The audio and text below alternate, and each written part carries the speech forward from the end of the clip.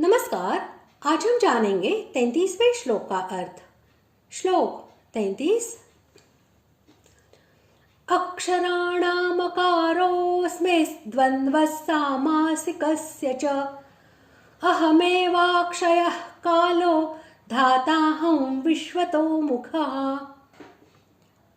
श्लोक का अर्थ, मैं अक्षरों में अकार हूँ और समासों में द्वंद्व नामक समास हो।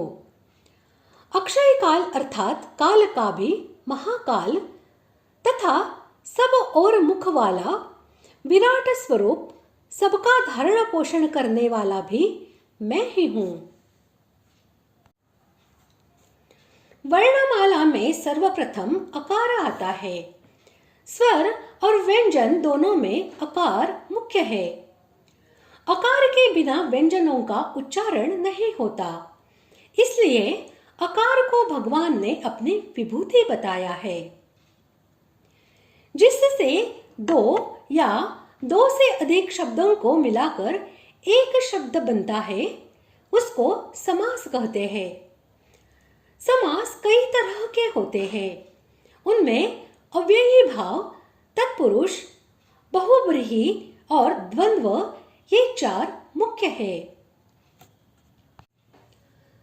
द्वंद्व समास में दोनों पदों के अर्थ की प्रधानता होने के कारण वह अन्य समासों से श्रेष्ठ है, इसलिए भगवान ने उसको अपनी विभूतियों में गिना है।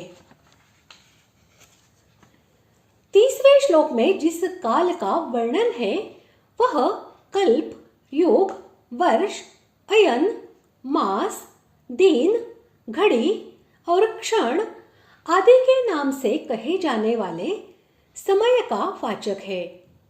वह प्रकृति का कार्य है। महाप्रलय में वह नहीं रहता, इसीलिए वह अक्षय नहीं है। और इस श्लोक में जिस काल का वर्णन है वह सनातन, शाश्वत, अनादि, अनंत और नित्य पर ब्रह्म परमात्मा का साक्षात स्वरूप है। इसीलिए इसके साथ अक्षय विशेषण दिया गया है। अतएव 30वें श्लोक में वर्णित काल से इसमें बहुत अंतर है। वह प्रकृति का कार्य है और यह प्रकृति से सर्वथा अतीत है।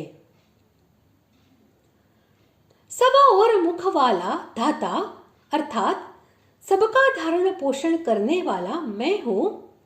इस कथन से भगवान ने विराट के साथ अपनी एकता दिखलाई है।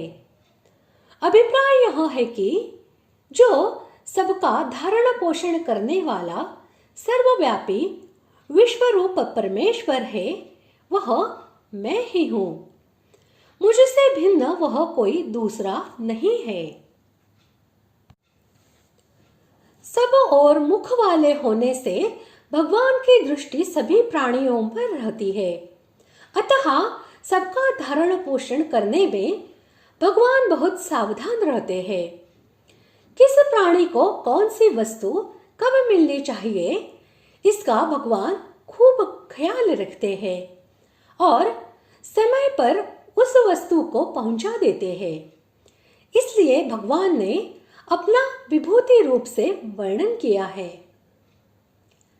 इस प्रकार आज हमने 33वें श्लोक का अर्थ जान लिया है। अगले भाग में जानते हैं 34वें श्लोक का अर्थ। धन्यवाद।